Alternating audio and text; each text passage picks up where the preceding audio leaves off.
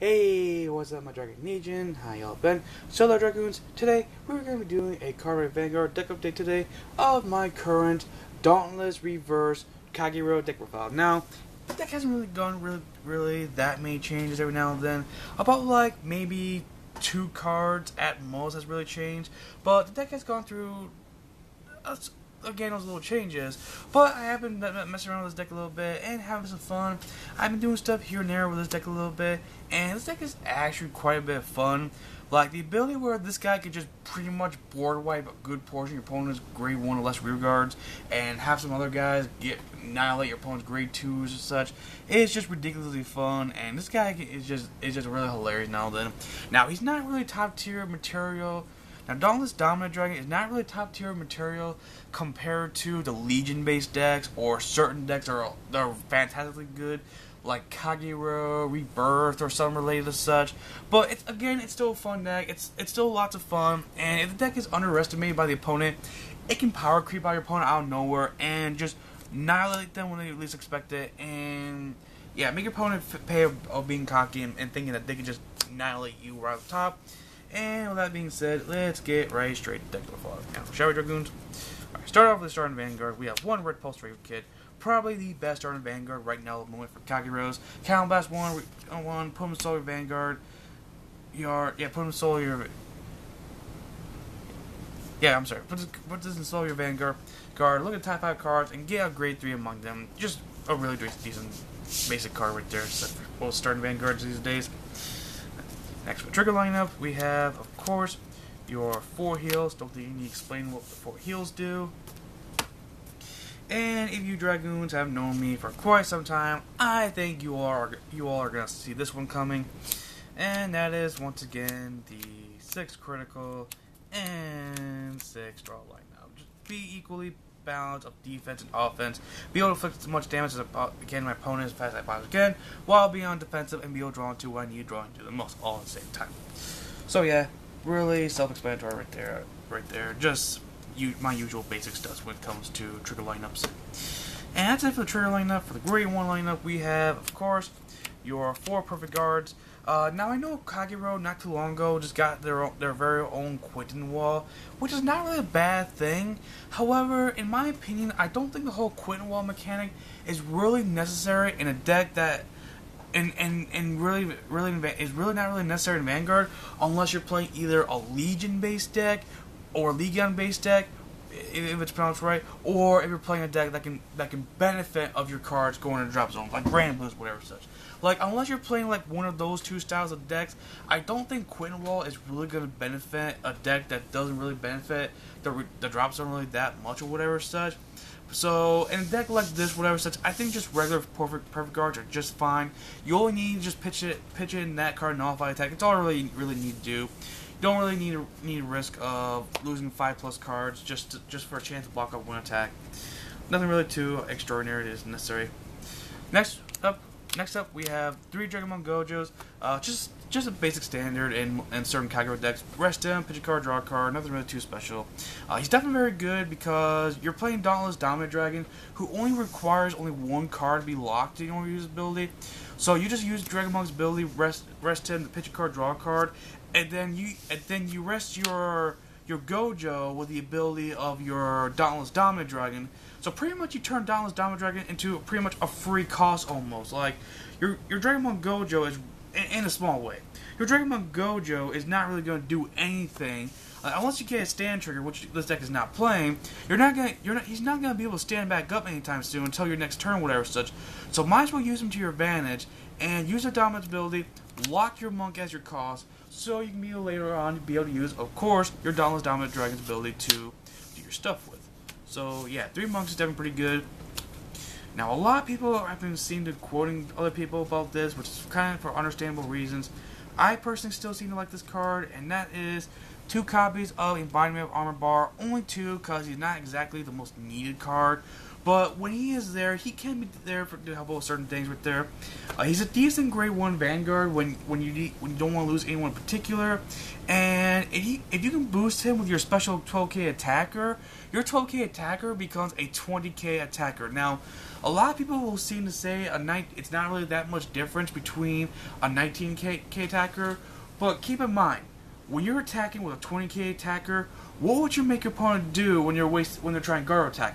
Make your opponent use only one card guard off the attack, or would you rather see your opponent guard off with 2 cards just to block off your attack? So that one extra 1k can really make a huge difference depending on how the outcome of the game is. And once your 12k attacker, or excuse me, your 20k attacker baits out those other 2 cards, then there'll be practically less cards less for you to deal with your Dauntless Dominant Dragon, and you can just annihilate some stuff here on there. Next up, 2 copies of Diablo Drive Dragon, just a typical special 3000 10k grade 1 special attacker when your Vanguard is Dauntless. In his name, nothing really too special, but I'm sorry, he's a good grade 2 killer if he's the one attacking, so he's not all around bad. But he can get wrestle situations. You just gotta find a way to get your Dauntless Dragon on field fast enough where you can definitely utilize that ability faster enough. Next we have 2 Photon Wyverns. 2 Tower Wyverns. I'm sorry, I'm getting my Yu-Gi-Oh thing mixed up. 2 Wyvern Towers. When this card is called field, Soul Blast 2 cards, draw a card. You don't need anything in your soul except for your Dauntless Drive Dragon, so why not? Get a free draw when you can.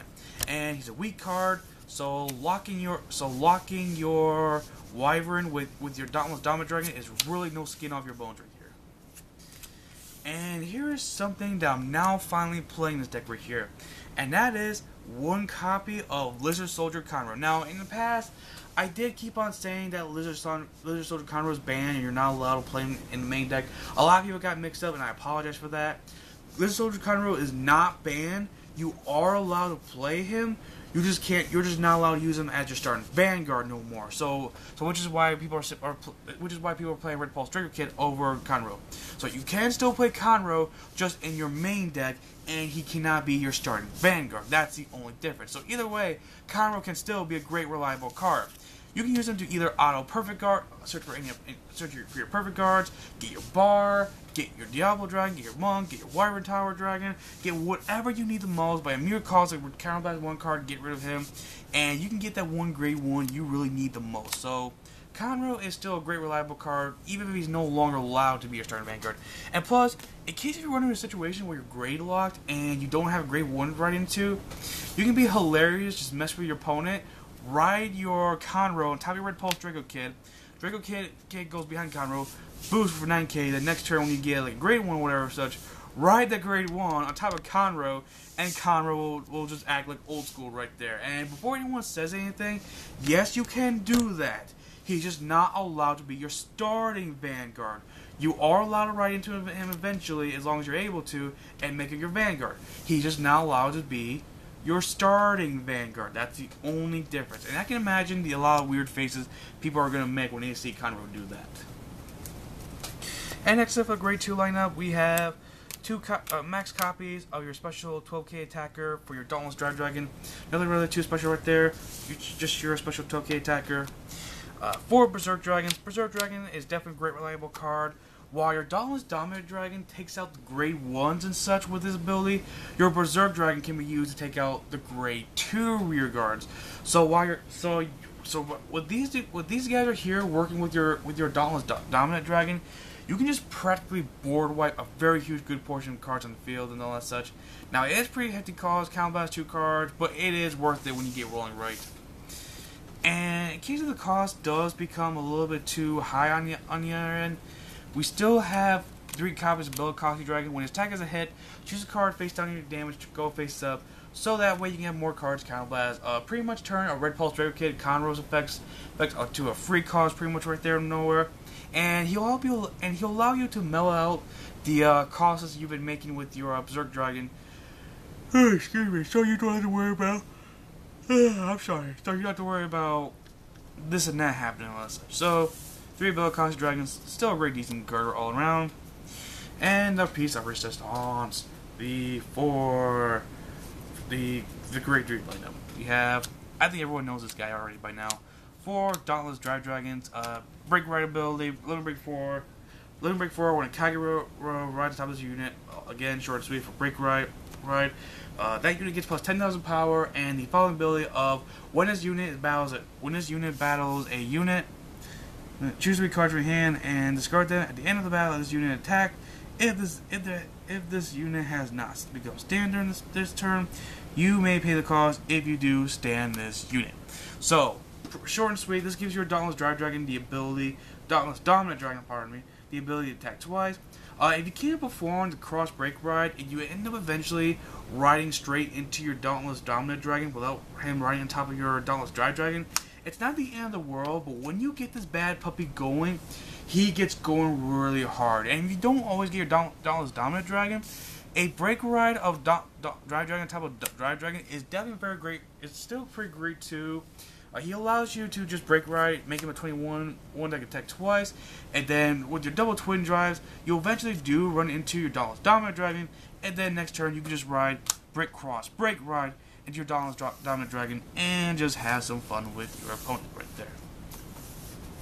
And speaking of fun, here is the ID key card of the entire deck, and that is of course Dauntless Dominant Dragon. Now, a lot of people have not really seen this guy in quite some time, so a lot of people are not really gonna remember this guy for very understandable reasons. For those who do not know, he has Limit Break 4, Count Last 1, and choose one of your Kagero rear guards and lock it. Until the end of the turn, this unit gets the following ability. When this unit's drive check reveals a grade 1 or greater Kagero, choose one of your opponent's grade 1s or less rear guards, retire it, and this unit gets plus 3,000 power. If you have Dauntless Drive Dragon in your soul, this unit gets plus 2,000 power. Now, one thing I must point out before I go any further is when you do get your your twin drive checks and you drive check into a Conroe, you will not get your ability because Conroe is not higher than grade 1, but he's not a trigger, so you won't really get too much of a benefit of Conroe other than getting a Conroe. But another always good thing which is always so good. But so what makes this guy so amazingly good is that even if you don't get a trigger when you do any of your twin drive checks, as long as a card you top deck into, which is a grade 1 or greater Kagero, which most likely you will be getting, you can retire a grade 1 or less unit, and you get this ability every time you get a drive check. Every time you drive check into that specific type of card. So potentially with your 2 twin drive checks, if you don't get any of your triggers and any of your double twin drives, you get the ability to, now I could be wrong, please don't quote me, you could potentially get the ability to retire up to 3 to 4 grade 1 or less rear guards with just this guy's ability alone. So this guy can just absolutely board wipe. By the mere cause of locking 1 card and counterblasting 1 card, this guy can just allow you to just absolutely board wipe all your opponent's weak cards, and your opponent will just have so much less resource at the time this guy is done with his double twin drives, and by then you can just do some stuff all day long ridiculously with these guys such. So yeah. So that right there, Dragoons, was my Kagero Dauntless reverse Kagero deck profile. A little bit of changes has been done with the deck since the last deck profile video. Most of you Dragoons will probably not notice it for understandable reasons. There's very little, but for what it's worth, the deck can still function very well. It's still a fun deck, and it's a deck that I still have lots of fun with. And yeah, with that being said, let me know what you Dragoons think about this deck profile in the comment section down below. And I'll see you Dragoons around. Hope you Dragoons enjoyed this video. Please leave a like and a favorite if you did. It really helps me out a bit. And subscribe today to become part of the Dragon Legion Alliance. And I'll see you Dragoons another day. Christian Dragoon, signing out. Peace.